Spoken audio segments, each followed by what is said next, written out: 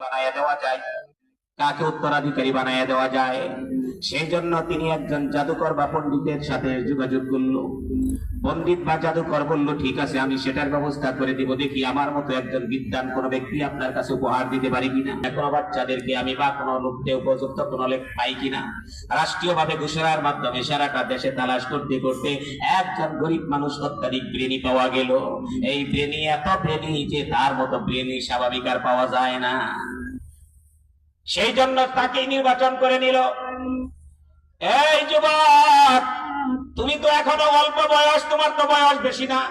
আমি চাই তোমাকে আমি আমার জাদুবিদ্যা শিখাবো, রাষ্ট্রীয় ভাবে তোমার সমস্ত খরচা দিতে হবে, কারণ তুমি গরিব মানুষ। তখন সরকারি ভাবে নির্দেশ দেওয়ার পর যখন জাদুকরের কাছ থেকে সে জাদুবিদ্যা শুরু করলো, শিক্ষা শুরু করলো, যা শুনে তাই মুখস্থ করতে পারে। নিজের বাসার থেকে জাদুকর পর্যন্ত যাইতে হঠাৎ করে রাস্তার মধ্যে দেখে কোন এক বান্দা জানি আজ কবি একটা কালাম করে গুনগুন করে আর চোখের পানি ফেলায় আর আল্লাহ আল্লাহ জিকির করে। সুবহানাল্লাহ।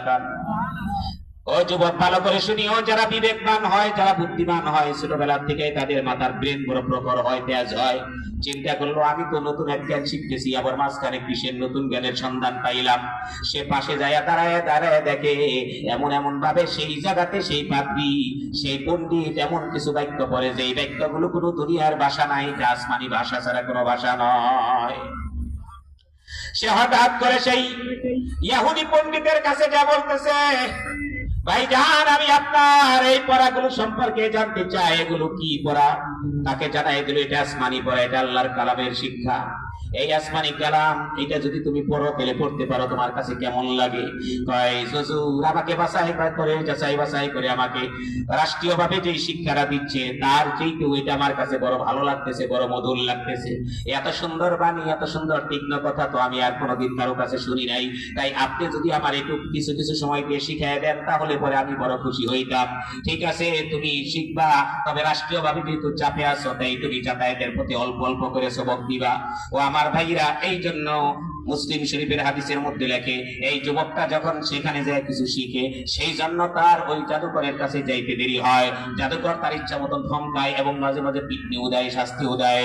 আবার সেখান থেকে আবার যাওয়ার পথে যখন শিখে বাড়িতে যাওয়ার পর আবার দেরি হলো কেন, এই টাইমে তো আসার কথা, আবার তাকে শাস্তি দেয়। জিজ্ঞাসা করছে, ওহে পাত্রী, আমি যখন আপনার কাছে কিছু শিখা আমি জাদুকরের কাছে যাই, সে আমারে বড় শাস্তি দেয়, আবার যখন দেরি হওয়ার কারণে আবার বাড়িতে গেলেও শাস্তি দেয়, আমি কি বলতে পারি বলেন? তখন সে উস্তাদে তারে শিক্ষা দিছে, শোনো, তুমি যখন যাইবা জাদুকরের কাছে বলবা আমার বাসার থেকে আসতে একটু দেরি হয়েছে, আবার যখন বাড়িতে যাইবা সেখানে বলবা যে আমার এই উস্তাদের কাছ থেকে আসতে একটু দেরি হয়েছে।